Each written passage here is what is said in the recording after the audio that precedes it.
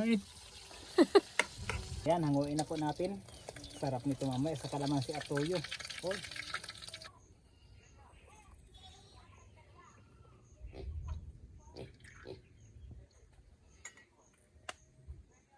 Hintayin lang natin kumulo yung mantika at lalagay natin yung, abangan nyo kung anong lulutuin ko. Masarap to. Ating lulutuin, no? Ang sarap nito. Hey!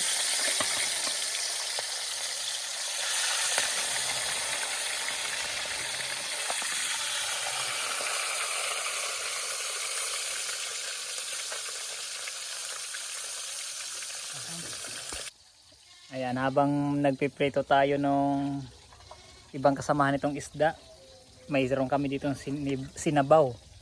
Ayan, ang sarap. Kasang asim ay kalamansi. Napiga na namin iba. Alugbati, malunggay at dahon ng talbos kamote. Yan, unang subo sa akin. Linin. Malunggay at sili. Kalamansi pa. Sarap, oh. Sariwan-sariwa yung gulay. Ay. Sarap.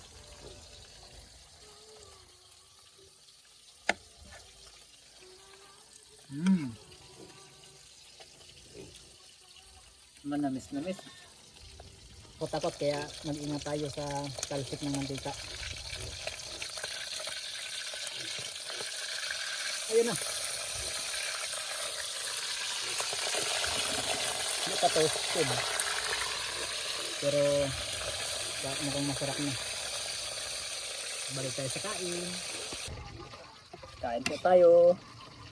Sinabaw ang ulam natin ngayon. Mamaya ang prito. Hapon.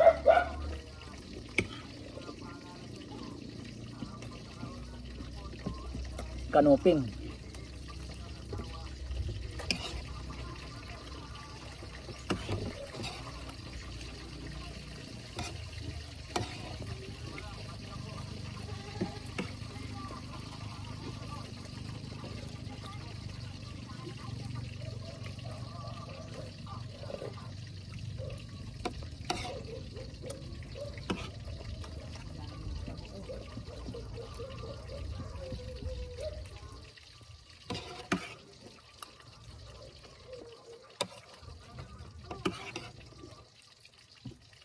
Sarap ng sabaw.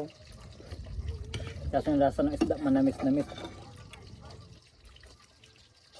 Kahit asin lang ang lahok, tapos nagpasarap pa yung mga sariwang gulay at kalamansi.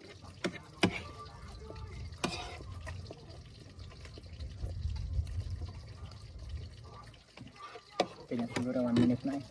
Ano? Patuloyin lang natin ng konti muna habang sinukuha natin iba-iba, talsik naman.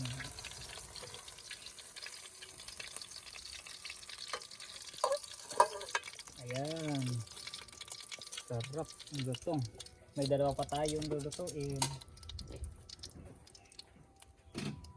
Tapos na to.